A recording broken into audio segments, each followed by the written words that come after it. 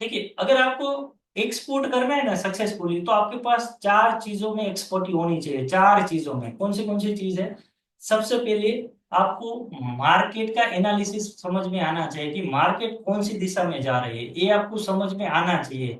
देखिए, trade map पे सिर्फ एचएसएन कोड डालने से बस टॉप 10 कंट्री ये है वो है, यहाँ से बात खत्म नहीं होती है।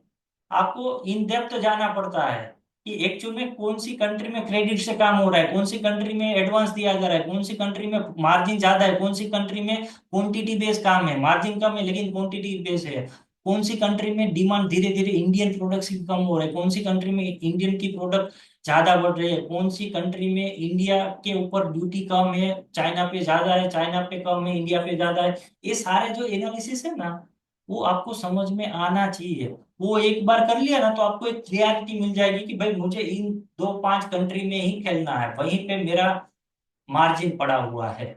हर जगह पे आप जो मिले उसको एक्सपोर्ट करेंगे, ऐसा नहीं होता है। ठीक है, ये आपको समझना पड़ेगा, सीखना पड़ेगा। दूसरी चीज, इंटरनेशनल ब्रांडिंग। देखिए, ब्रांडिंग क्या होता है कि भाई आपको अपनी प्रेजेंस इस तरह से शोकेस करनी है सभी जगह पे कि कभी भी बायस आपकी वेबसाइट पे है, आपकी सोशल मीडिया पे है, या फिर आपके कोई भी प्लेटफॉर्म को कनेक्ट करे, तो वहां से उसको लगना चाहिए कि हाँ, ये एक जेन्युइन सप्लायर्स है, ट्रस्ट बनना चाहिए। तो उसके लिए देखिए, मैंने कैसे एक लिंक्डइन का आपको एक समझाया कि देखिए वो प्रोफाइल किस तरह से सबसे अलग दिख रहा था। तो यही सारी स्ट्रेटेजी अलग अलग प्लेटफॉर्म पे आपको यूज करनी होती है। तो आपको इंटरनेशनल ब्रांडिंग सीखना समझना पड़ेगा। फिर होती है इंटरनेशनल मार्केटिंग। मार्केटिंग मतलब इस तरह की आपको सिस्टम बनानी पड़ेगी कि भाई जो आपने ब्रांडिंग कर रखी है ना, उसकी मदद से आप इंक्वायरी जनरेट करें। आप कुछ ऐसा सिस्टम बना दे जिससे आपको हर महीना लगातार कुछ ना कुछ इंक्वायरीज आए। ठीक है। और फिर last and final and most important चीज कि भाई आपको उनके साथ नेगोशिएट करना आना चाहिए।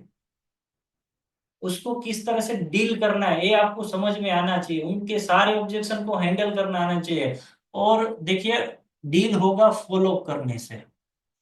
कभी भी फर्स्ट टाइम में एक्सपोर्ट नहीं होगा, फॉलो करने के बाद ही एक्सपोर्ट होता है। तो जो फॉलो अप है वो सबसे इंपॉर्टेंट चीज है। नेगोशिएशन एंड फॉलो अप आपको आना ही चाहिए।